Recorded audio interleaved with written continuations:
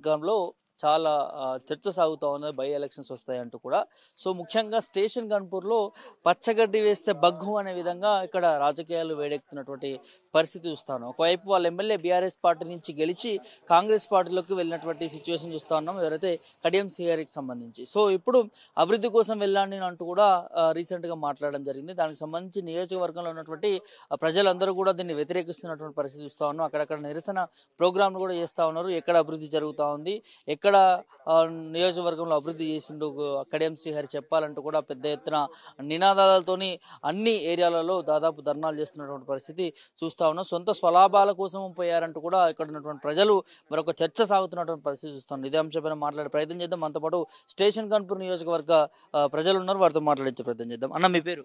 నా పేరు గొడుగు సంజీవరాజు. ఎట్లా చూస్తారు, మీ ఎమ్మెల్యే పార్టీ మారిండు, నియోజకవర్గ అభివృద్ధి కోసం చేస్తున్నాం అంటున్నాడు, ఏం జరుగుతుంది? పార్టీ కోసం అయితే, నియోజకవర్గం కోసం అయితే ఏం అభివృద్ధి అయితే చేయట్లేదు. ఇదివరకు కూడా ఆయన చాలా పదవులు అనుభవించిండు. స్టేషన్ గన్పూర్ అంటే ఆయనకు ప్రాణం అని ఇప్పటికి కూడా అంటాడు. ఏది అయితే చేసింది ఏం లేదు. ఇప్పటికి కూడా ఆయన సొంత కూతురు కోసం పార్టీ అవకాశాల కోసం మారిండు తప్ప నియోజకవర్గానికి అయితే అభివృద్ధి చేయడానికి అయితే కాదు. ఆయన చేసినవి ఈ పనులు ఉన్నాయి, ఇవి ఉన్నాయంటే నిరూపించమనండి. ఆ రోజు కూడా సోడిజపల్లిలో కూడా కేటీఆర్ సభలో అమౌంట్ ఇచ్చినా కూడా కుడి కాలువ కోసం శాంక్షన్ అని ఆయన ప్రశ్నించినా కూడా కేసీఆర్ ఇచ్చిన అభివృద్ధే. కాకపోతే ఇప్పుడు రేవంత్ రెడ్డి చేశాడు, మేము కాంగ్రెస్ నేను అభివృద్ధి చేయడానికి పార్టీ మారాను అన్నాడు. కానీ ఏ పార్టీ మారిండు? అదే బీఆర్ఎస్ కార్యకర్తలు అందరూ కలిసి కట్టుగా పని చేసి ఉపాసం ఉండకుండా వాడవాడ తిరిగి గల్లి గల్లి తిరిగి ఇంటింటికి తిరిగి ఆయన కోసం ఫుల్ కష్టపడి ఈరోజు గెలిపిస్తే ఆయన పోయి కాంగ్రెస్లో చేరిండు. ఏ కార్యకర్తలకు కూడా తెలియకుండా పార్టీలో చేరిండు.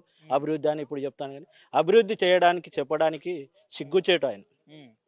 అదే ఎందుకంటే అభివృద్ధి ఏముంది? ఇప్పుడు ఆయన కాంగ్రెస్ పార్టీ పోయిండు, 14 సంవత్సరాలు పదవులు అనుభవించిండు, ఎక్కడ చేసింది ఏం లేదు. డిప్యూటీ సీఎం ఇచ్చినా ఏం చేసేది లేదు. ఇప్పుడు ఏమంటాడంటే డిప్యూటీ సీఎం ఉన్నప్పుడు నేను ఆ నియోజకవర్గానికి మాజీ ఎమ్మెల్యే నన్ను అడుగు పెట్టొద్దు అని చెప్తే నేను అడుగు పెట్టలేదు అన్నాడు. నువ్వు డిప్యూటీ సీఎం కదా, ఒక ఎమ్మెల్యే చెప్తే మీరు ఎట్లా అవుతారు? నీకు హోదా సీఎం తర్వాత ఒక సీఎం, నువ్వు ఒక ఎమ్మెల్యే చెప్తే మీరు ఎలా ఆగి నియోజకవర్గానికి అభివృద్ధి చేయకుంటున్నారని నేను ఇది ఒక ప్రశ్న అడగవలసి ఉంటుంది.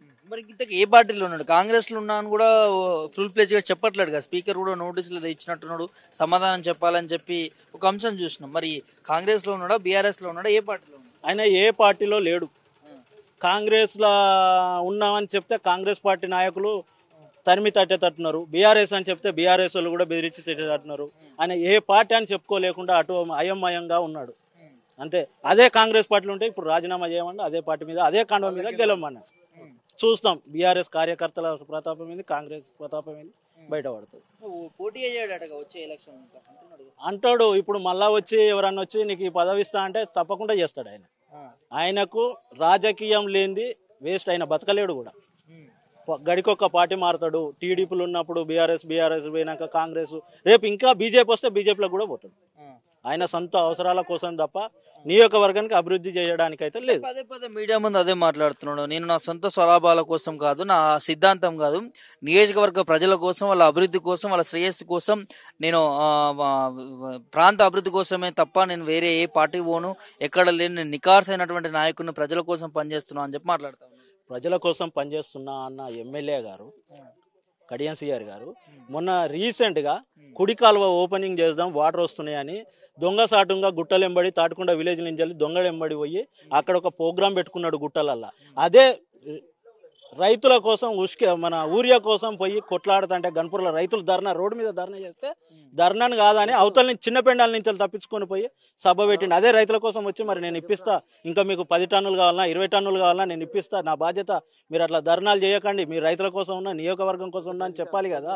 దొంగసాటంగా పోయి ప్రోగ్రాలు చేయడం అవసరం ఏముంది తనకి? ఇక నియోజకవర్గం మీద అభివృద్ధి ఉంది, నేను అభివృద్ధి చేస్తా, నాకు ప్రేమ ఉన్నది, నా మంచితనం అని చెప్తాడు, కానీ ఏది లేదండి. ఏం లేదు, ఒక్కటి కూడా చేసింది లేదు.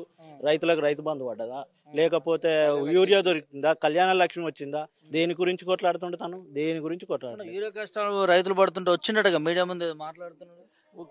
ఒక్క బస్తా కాదు, ఇప్పటికి కూడా ఇంకా ఫ్రీ కాలేదండి. ఎక్కడ దొరుకుతుంది? ఇవాళ కూడా ఆల్రెడీ గన్పూర్లో ధర లొల్లి అవుతూనే ఉన్నది. యూరియా ఎక్కడ కూడా దొరకట్లేదు. కాంగ్రెస్ ప్రభుత్వం వచ్చింది, తెలంగాణకు దరిద్రం పట్టింది. రైతుల ప్రభుత్వం అట కానీ మీరు దరిద్రం అంటున్నారు. రైతుల ప్రభుత్వం కాదు ఇది, దొంగ పాలన, దగాపార ప్రభుత్వం ఇది. రైతుల ప్రభుత్వం కాదు, తిమింగలం ఘోరం. రేవంత్ రెడ్డి ప్రభుత్వంలో ప్రతి ఒక్కరు తిడతారు.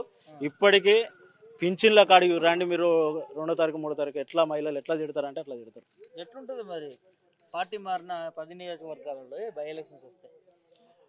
బై ఎలక్షన్లు వస్తే మాత్రం ఇప్పుడు అటానట్లో ఎలక్షన్లు వచ్చినా కూడా మళ్ళీ కేసీఆర్ గెలుస్తాడు. అంతేనా? బీఆర్ఎస్ వస్తాడు, కేసీఆర్ వస్తాడు. కాంగ్రెస్ ప్రభుత్వం రాదు. మళ్ళీ నియోజకవర్గంలో స్టేషన్ గన్పూర్ నియోజకవర్గంలో మాత్రం డిపాజిట్ కోల్పోతారు ఖచ్చితంగా. గడియంకి ఇక్కడ లేదు, స్థానమే లేదు.